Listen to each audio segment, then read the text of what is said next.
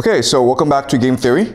And as I discussed last class, our goal is to use game theory to analyze global events, to understand why they're happening, as well as make certain predictions about how they should develop. But to do that, I first need to train your mind in how to see the world using game theory. So last class, in our first class, we discussed the example of the dating game, of why men and women are motivated to behave the way they do when they look for a mate. Today, I want to discuss the issue of school. Okay, school.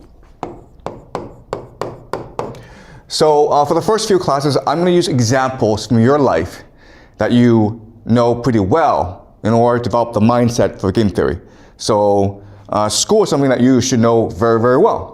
As you know, the purpose of school is to train you in a way that allows you to be functional in society as well as to be creative, right? Okay, so the goals are basically literacy,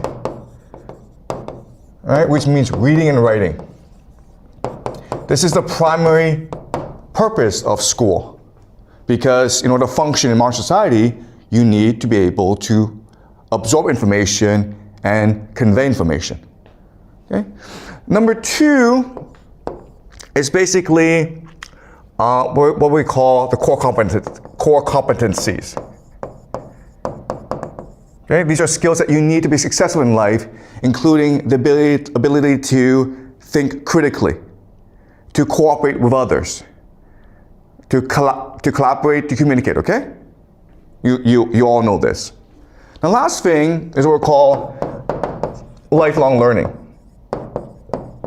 So in the age of AI, in the age of globalization, school is just a start of the learning process. Because every 5 years, the world changes. So you need to be in a constant process, a constant state of learning. Okay, so you have to actually love learning, and you have to know how to learn for yourself. So these are the three basic purposes of school. And that's why you're at the school. Unfortunately, what we know is that most schools, I'm not saying all schools, I'm saying that most schools are pretty bad at these three things. In fact, you could make the argument that most schools not only do not teach you these skills, but they have the opposite effect. In fact, they make you hate learning, okay? So let's look at literacy. Today, in most schools, you're not required to read books. In fact, when you go to university, the professors there are so shocked that you don't read books that instead they make you read paragraphs or watch videos, okay? So in terms of literacy, all around the world, people are losing the capacity to read and to write. And not only that, but people's attention spans have decreased. It's very hard for a professor to give you an hour lecture. People lose focus after about 5 minutes. Okay, so this is one problem. Another problem is school is supposed to teach you creativity, critical thinking skills, collaboration, but it doesn't do that. Look at collaboration. In school, it's a competition where you believe that it's a zero-sum game, so for you to get ahead, you need to screw over your classmate. So class ranking is very important. So that's kind of odd. Okay? And the last thing, of course, is lifelong learning, where school teaches you to hate school, and therefore teaches you how to hate learning, especially in China, okay? Especially in China, where you work hard until the national entrance examination at age 18, and then after the examination ends, what do? You burn your books.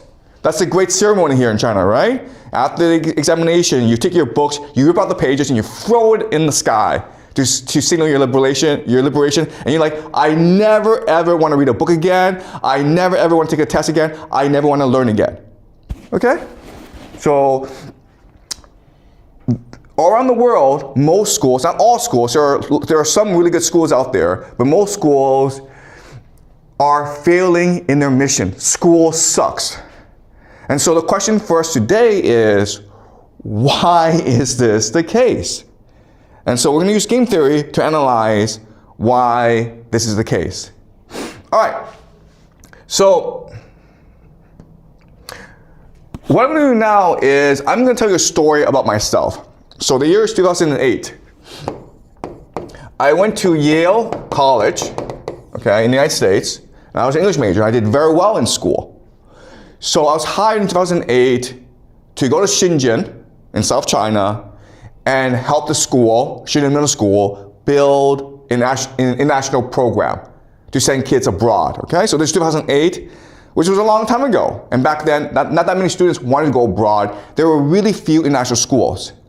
So the first thing I did was I looked at the situation at the school, okay? And this is what I found, okay?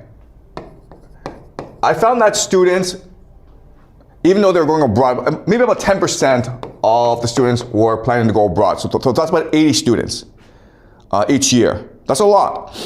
But the way they were going about the process of studying abroad was problematic. Okay, so first of all they were doing was taking regular Chinese classes.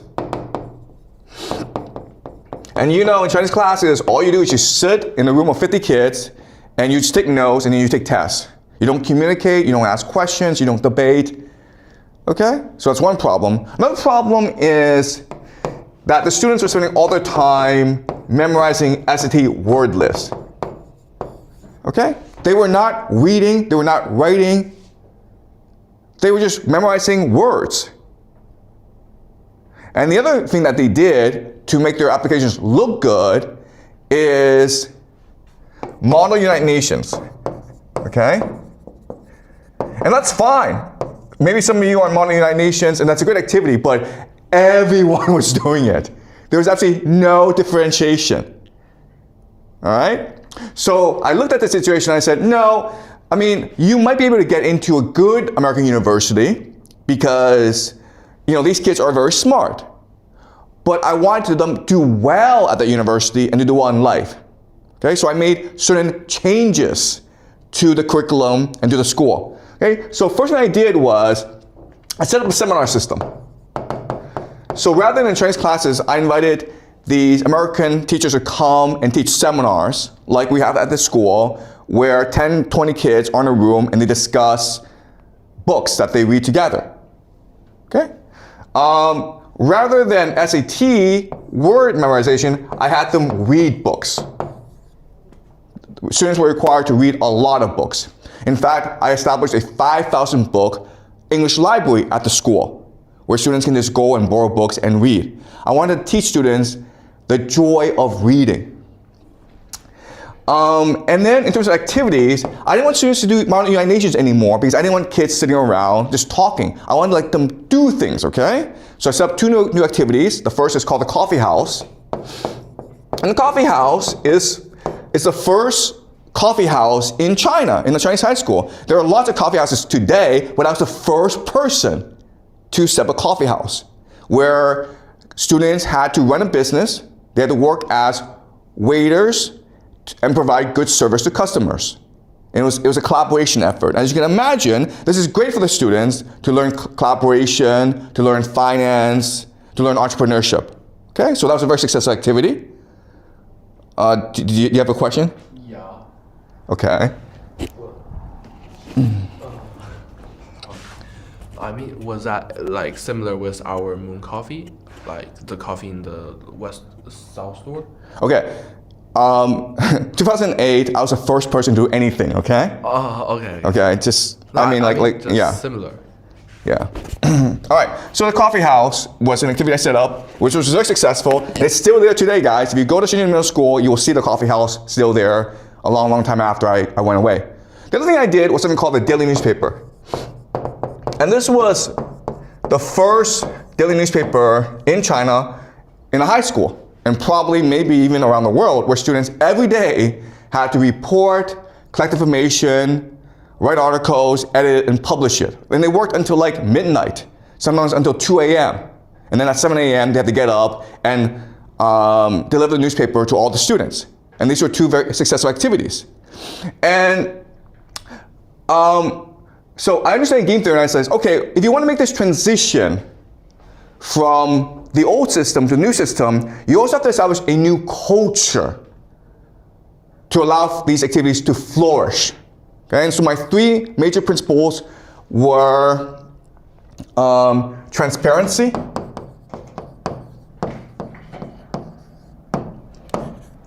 innovation, okay, transparency, innovation, openness. And so my idea was this: rather than set up a curriculum that was perfect, it would be a curriculum that would evolve over time. We would learn mistakes together, we would admit these mistakes, and then we would correct them together. And that's what learning is. Okay, so the idea of transparency. Also, I made changes all the time, which created some chaos, but it's a time for us to reflect and to be resilient. And I was very open and honest about everything that I was doing. And so this system, in a very short amount of time, even though there were a lot of problems in the beginning, it became a very effective system after a semester or a year. And not only that, the students who went for this program did very well in life. They went to Yale, they went to Wharton, Cornell, and this program, actually in middle school, became the most famous program in South China. And when our students had the best record of college admissions in South China. Okay? So this sounds great, right? Okay, the problem is this. The problem is what happened after I established the program. The first one that happened was, okay, I was fired. They said, get out of here. Okay? Second of all, the teachers, the parents, the students were all happy to see me go. They were like, get out of here. We never want to see you again. The third thing that happened was, I did come to Beijing and set up a new program that was very similar to this, okay? But after that, after 4 years of doing this and being very successful at this, I was never allowed to set up another program again. No one wanted me to work in management again, okay? So even though I was successful, even though I worked really hard, even though I was innovative, even though I set up really the best study abroad program in all of China, I was the first, everyone else copying me afterwards, I was fired, no one wanted me to stay, and I was not allowed to do this ever again. Why? Okay? Well, the reason is this. When I was doing this, the word that everyone used to describe me was not reformer, not visionary, not idealist, not dreamer, but dictator. Okay? Or another word that they used that was more common was, this guy's an asshole, okay? This guy's a complete asshole. Why? Because I insisted on fairness.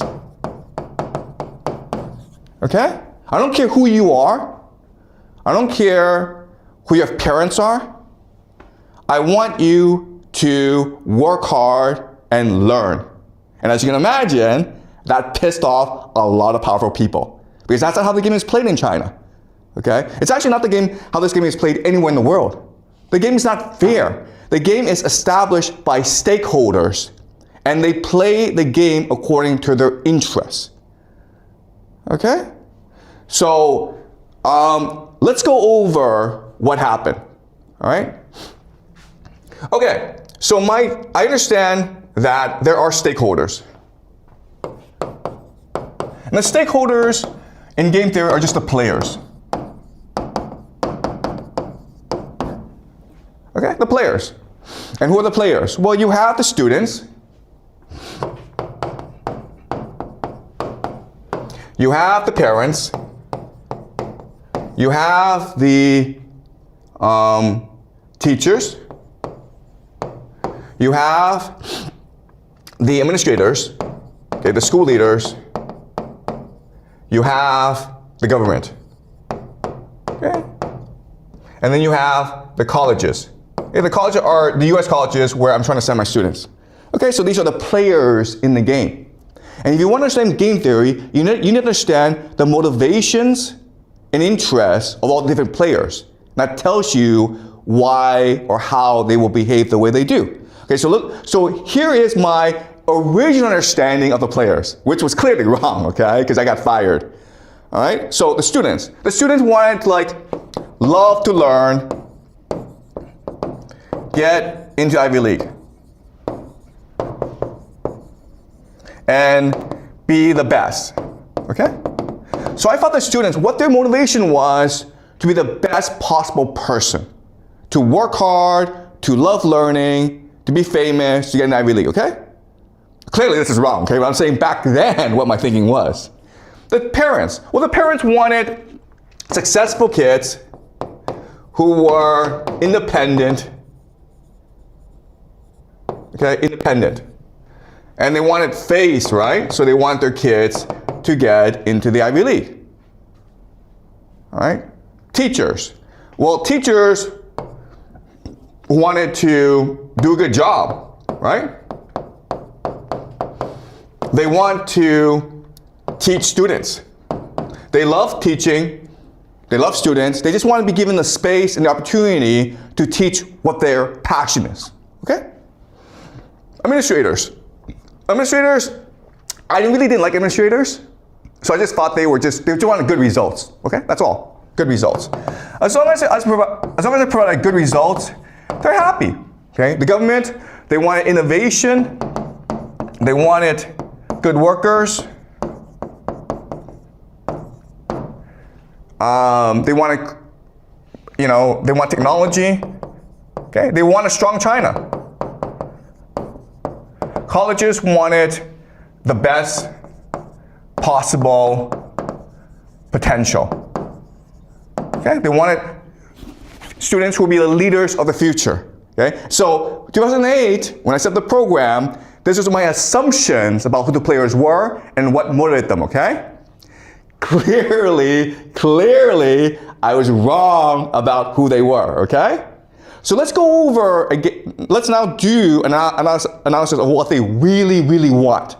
Okay, and the easy answer is that in game theory, all the players, what they're motivated in is by achieving the best possible results by doing the least amount of work possible.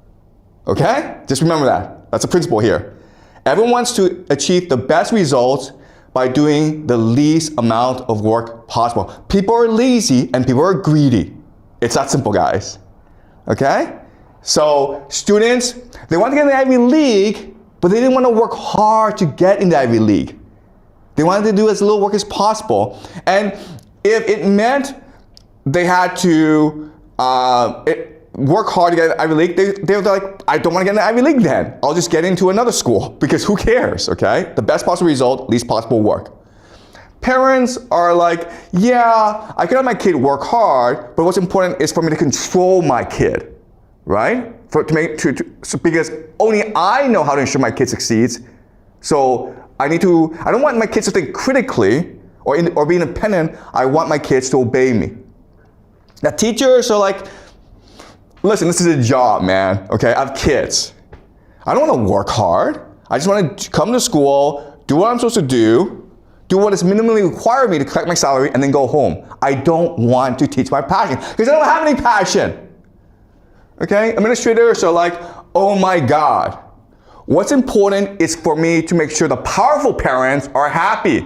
I don't care about everyone else. I don't care about poor parents. I don't care about middle-class parents. As long as the parents who are powerful are happy, I can keep my job, right? The government is like, you know what? I don't want innovation in this country. Even though I say I want it because I don't want problems in life, okay? I just want things to just stay the way they are and everyone's happy, okay? So now we understand what happened, all right? All right, so now what I will show you is this. I will show you how a game is constructed. A game is constructed when all the different players agree on the rules and incentives of the game. All right? I was an outsider, I was not a player. I came in to construct a game in which I felt that students would thrive, and they did thrive. But that's not what they want. Okay? They want to have control over the game. And if they lose control, well, they call you, the outsider, an asshole. Okay? All right, so let's do this again and objectively think about what the interests and motivations of each player are. And when their interests converge, that's the game they play. All right? So you have students, parents, teachers, leaders, school administrators, and then the colleges. Okay? Another thing that you have to do in game theory that's very important is you have to rank the power of each player. Yeah, you have a question? The government? Excuse me? The government, yes. Sorry. You're right. I forgot about the government. Okay, in the government. Okay. Another thing that you have to do in game theory is you have to rank the importance of the players. Okay, so not all players are equal. So in this game theory, even though there are students, and students are the majority, students actually don't matter. Okay? What students actually think and want don't actually matter. What matters, of course, are the parents, because the parents pay to play in this game, and parents can cause a lot of problems if they don't get what they want, okay? So the most important are the parents. Then you have the teachers. Why? Because the teachers are the ones who are implementing the rules of the game. Okay? The way that teachers behave determines how this game is played. And then these two are the most important, okay? Then maybe you have administrators as well, but they're not as important as the parents and the teachers. The government doesn't really matter because they don't really care, right? It's one school among thousands. Who cares what the school does as long as it doesn't cause me any problems? The colleges don't care either. They say they want really passionate students who are curious, who are imaginative from China. They don't care, okay? For them, it's just business. They just want students who are willing to pay money to get a crappy education in America, all right? So the costs don't really matter. They'll take anyone who's willing to pay. And the Ivy League, yeah, everyone's getting the Ivy League, but who do the Ivy League want? They want people who are to be successful in life, right? And who are these people? Not the best students. These are people from powerful families. Okay, so this game is rigged, right?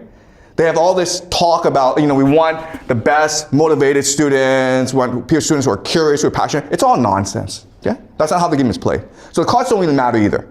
Okay, so these are the three major players: the parents, the teachers, the administrators, students, government, colleges. They are in this game, but they don't really matter. Okay? So now what we're going to do is we'll analyze the mentality, the worldview, the interests of each player. Okay? And again, once we do that, once we figure out where they converge, then we know how the game is constructed.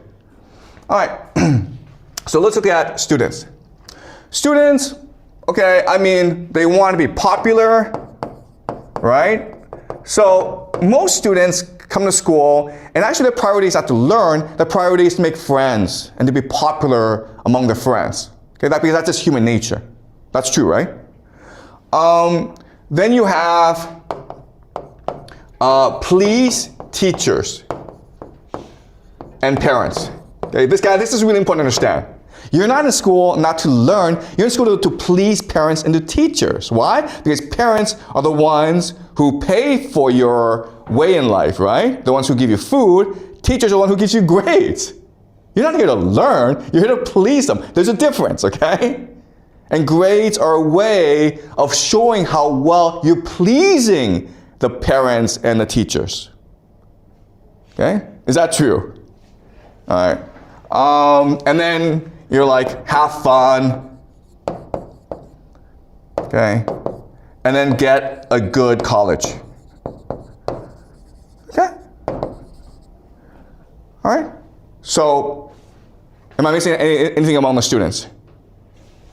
All right, so, Okay, I'm sure there's more, but let's just keep on going, okay? Now, parents.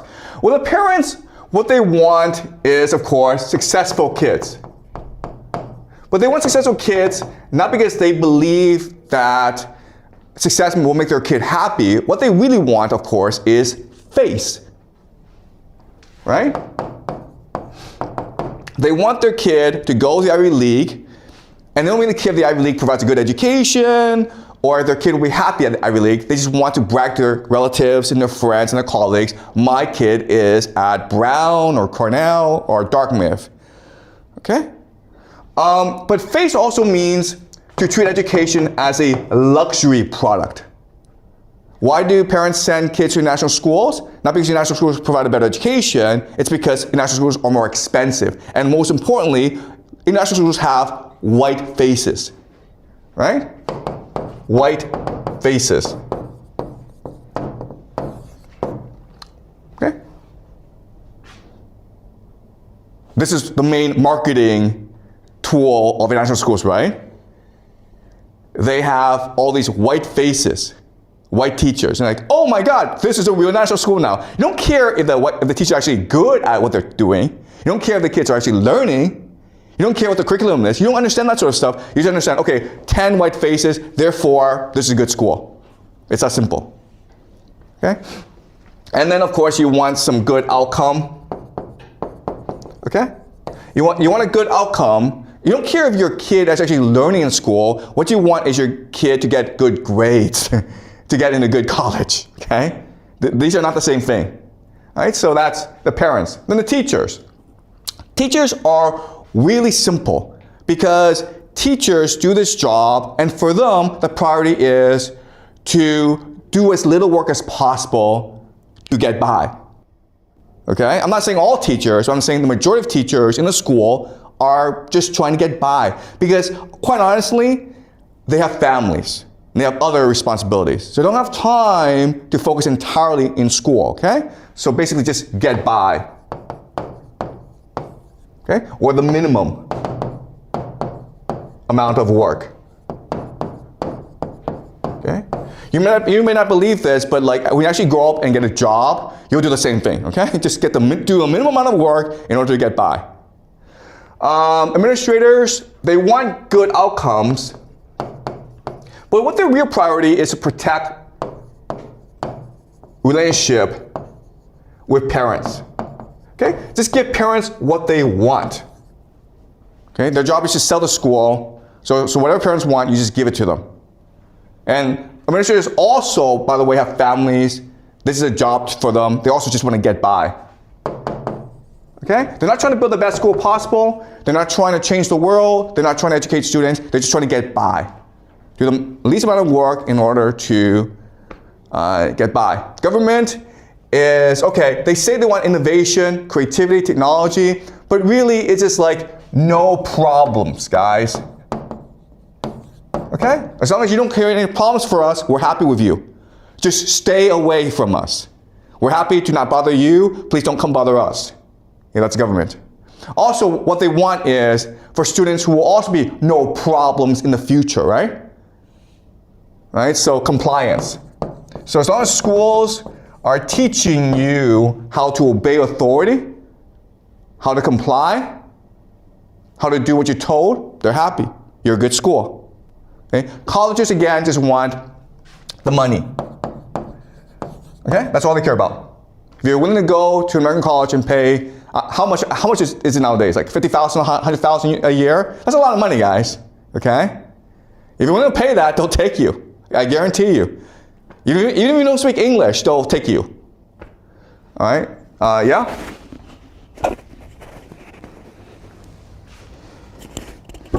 So you mentioned that earlier, like the purpose of education are that three things, but now schools don't do that. So what caused the transformation? Yeah, that's a really good question. When and also. Yeah, okay. So what we discussed last class is the idea of superstructure, right? Superstructure. Sorry. Superstructure is just the macro picture of a society. It's demographics. How many people are there? It's economy. It's politics. It's religion. Okay, and we discussed how societies are born, they mature, and then they die. Okay? So there's actually another way of understanding this. You can actually use 3 metrics to understand how societies develop, okay? And these 3 metrics are cohesion, openness, and energy. Okay? So, what is energy? Energy just means you want to work hard. Okay? You believe, you're motivated, you're driven, you work hard all the time. And working hard just doesn't mean like you work 12 hours. It just means like you're focused, you're attentive, right? So for example, if you're working at a restaurant as a cook, you want to make a really good meal. Okay, you're energetic about it. Okay, does that make sense? That's energy. Okay, so openness just means that you want to learn, you want to grow. You're willing to admit you made a mistake and improve on yourself. Okay? And the last thing is cohesion, where you see yourself as part of a society, part of a community of people. And you want your community to grow as well. And when you have all 3 things together, the schools are great. Okay? And so, for example, go to Finland. It's a small country, maybe about 5 million people, but the schools are amazing. Why? Because Finland is an energetic, open, and cohesive society. And when you're that, what you want to do is invest in the future. And what that means is you have to make sure that every child, not just your child, but every child has good future, has a good education. And so what you do is you have your best and brightest become teachers, right? You pay them very well, you give them high status, and you give them a lot of autonomy and freedom because then they feel respected. And if you do that, the schools are great. And guess what, guys? In China, in maybe the 1980s, the schools were amazing here, okay? What we're seeing today is today. But if you go back to the 1980s, the schools were really good. If you went to a school in China, I'm not talking about like the best one, I'm just talking about like an average school. Teachers felt respected. They believed they had a responsibility to train the young. They took pride and joy in their work. And the students enjoyed learning. And guess what? Back in the 1980s, kids did less work. There were less tests. There was less pressure. And they learned a lot more. Okay? So when a society starts and begins, you have these 3 aspects. But over time, what happens is all 3 decline. Why? Because there's more corruption, there's more inequality, there's more wealth. Okay? So what happens is wealth generation and inequality, corruption. And so people feel under stress. Okay? So rather than cohesion, you have individualization, individual. Okay, does that make sense? Where everyone's like, you know what? I don't care if other kids are doing well. What's important is that my kid does well, because it's a zero-sum game. If all the other kids in the school do really well, but my kid flunks out, I'm dead. I'm screwed. So I'd rather my kid do okay, and every other kid gets screwed over. Okay, so now it's a competition in schools. All right? Openness. Are you willing to learn from your mistakes? And the answer is no, because if I'm an administrator and I say to parents, I'm sorry I made a mistake today, the parents will be like, you're fired, get out of here. You're incompetent, okay? So you could be like the best person in the world, but if you make a mistake, the parents will come and kill you. But if you could be the worst person in the world, but you just hide in your office, the parents can't find you, you're okay. Okay? So school administrators are now afraid to admit they're wrong, which means that a school can never improve. Right? Then you have energy, which is like, you know what? If I do a good job, parents will want me to do a better job. I can't please all the parents, so I'll just hide in my office, do as little work as possible, and then if parents complain, I'll just shut off my brain. Okay? And this is happening because of wealth generation. 1980s, China was really poor. And the only way to lead a better life is through education. That's why students work hard. If students work hard, teachers are motivated to teach well.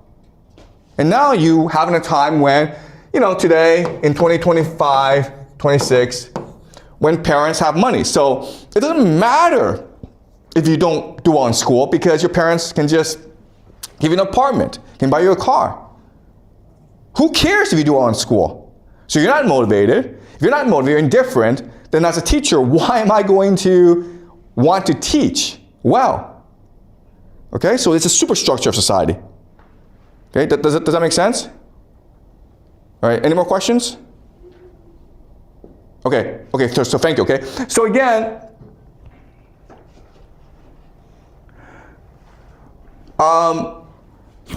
superstructure determines the motivations of the players.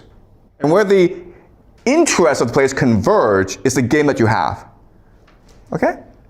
All right, so you go back to this list, and what we're seeing is parents just want white faces. Okay? Sorry, white faces. And they want successful kids, which means good grades. Okay? Teachers just want to get by and do as little work as possible. The administrators just want to protect relationship with parents, okay? And so when you do this convergence, this is what the schools look like now. Okay? Schools in China.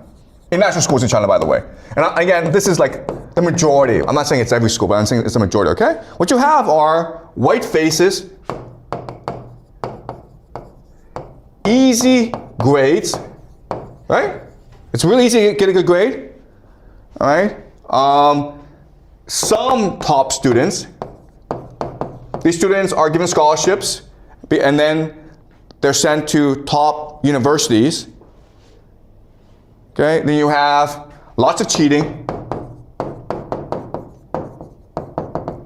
okay, and high turnover, where students leave, teachers leave, but new ones come in, so who cares? Okay, and this is what it looks like. This is what happens when you take the interests of these different players, you converge them together, and this is what schools look like today. Just lots of white faces, lots of really nice buildings, lots of fancy activities, great marketing, beautiful website, really motivate admissions officers. Then you have easy grades where everyone gets an A, no matter what you do.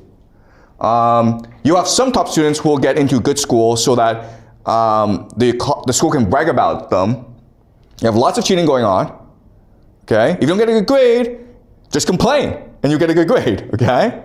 So that happened to me at the school where I tried my first year to give fair grades, okay? And a fair grade is not like, I give you a 20, I give you like an 80. And students complain about me. So I'm stuck giving them like a pass-fail, all right? So it's not hard for students to pass. If you don't like a teacher, just complain, and then the teacher has to change.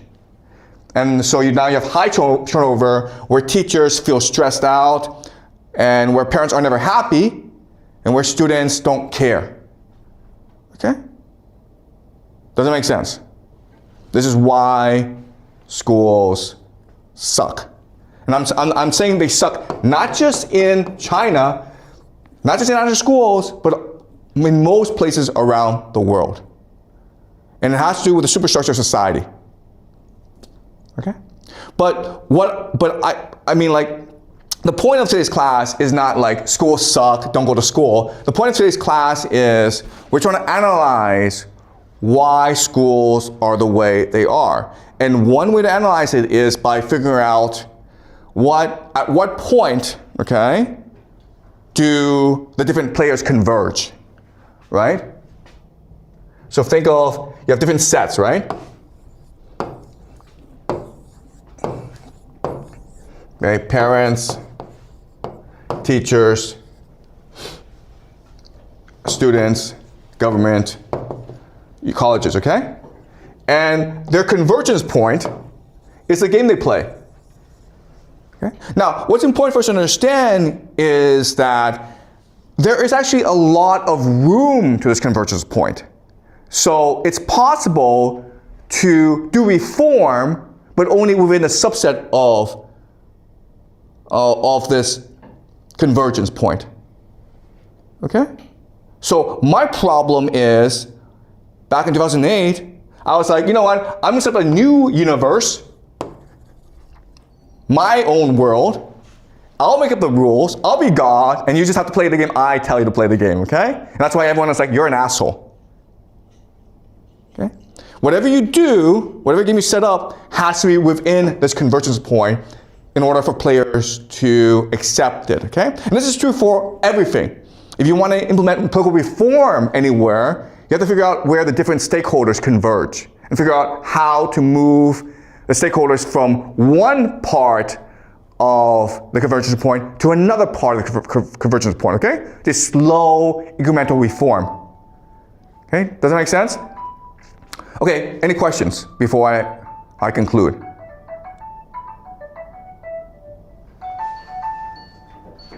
Guys, ask questions.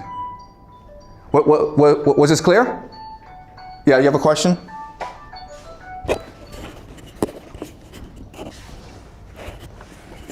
So in the future, will we learn more about how do we find out what causes different stakeholders to have different interests?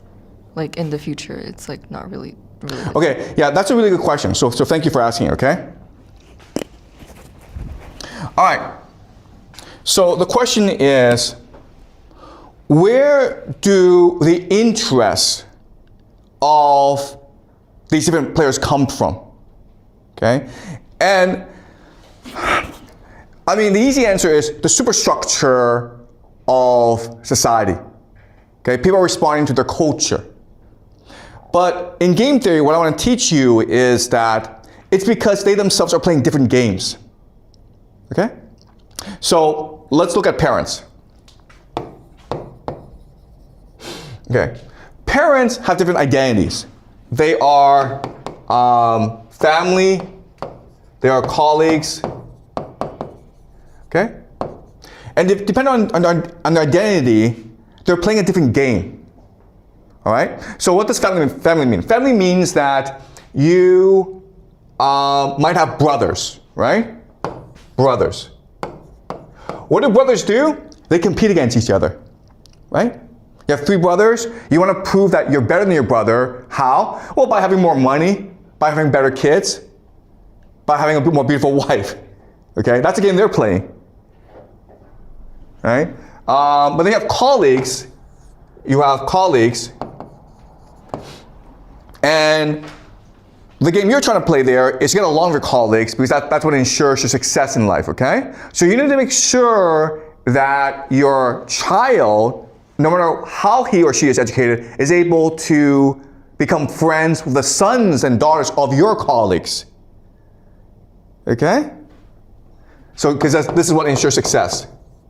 All right, and so there are other games as well. But you understand this, right? You understand how parents, so calculation isn't just like, I want my kid to be successful. No, you're thinking about how to play different games and be successful in other games, right? Because if your kid becomes very successful, but not in a way that pleases the colleagues, you can be thrown out of the game, okay? The thing that people fear the most is the idea of ostracization, okay? Or basically just exile, where you are no longer part of the group. They kick you out as a player, okay? That's what people are afraid of. And that's why people are motivated by what they do, because they're trying as hard as possible to play the game and get along with the other players, while at the same time competing against them. So it's a weird psychology, okay? You're trying to beat them, at the same time, you don't want to piss them off and get thrown out of the game, okay? And this is what prevents the idea of cheating.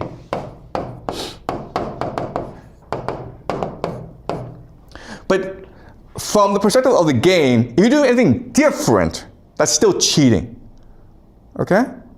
Because, so another way of saying this is, a lot of the rebellion against what I was doing as a reformer is I was subverting traditional Chinese values. Okay? I was arguing against the norms, the values, the conventions of this country. And so if people believed in me, then they risked themselves being ostracized by the larger community. Okay? Does that make sense? All right. So that's parents. Then you have right, okay, but students, right? So students, they're trying to play a game where they do well in school because that ensures a good outcome. But at the same time, students play other games as well. So for example, a friendship game, right? Where you're trying to have as many friends as possible. You're trying to be popular in school. That's another game you play. You're also trying to please your parents, right? Because by pleasing your parents, that ensures that you have an easy, comfortable life. In fact, you could argue that of these three games, pleasing your parents is the most important. Then comes having good friends, because that will also ensure your success in life. And the game that you care the least about, that matters the least, is actually doing well in school, learning in school. Okay? Does that make sense? So game theory, it sounds easy, but it's very, very complicated because we're complicated individuals. Each one of us has different identities, has different motivations, and has different outlooks. And also, what's really important for us to understand is we're always changing as people, okay? So the way that you behaved in kindergarten is not the way you behave today in high school, and it will not be the way you behave when you enter society. You're always changing because the game's always changing, and you must adapt to new games that have different players and have new requirements, okay? So that's wonderful about us, where we are easily adaptable, where we are resilient, okay? But we are always changing according to the game. And we are, who we are is often determined by the nature of the game, okay? So you could have come into school wanting to learn, being creative and all that, but eventually you recognize that that's not really rewarded in school, all right? Getting along, having lots of friends, doing, helping other students cheat, that's rewarded. And so you adapt to the game. And that's why you behave the way you do, okay? And if you actually go back and think about everything that you did in school, the answer is you're responding to a certain incentive or rule of the game, okay? And that's what we need to understand about game theory. Game theory, it's not about ideas. It's not about ideals. It's not the way things should be. It's the way things are. And the way things are determined by who players are. And the way players behave is a response to the game they believe they are playing. Okay, does that make sense? Okay, so thank you. Any more questions? Okay, great. So we will continue this next class.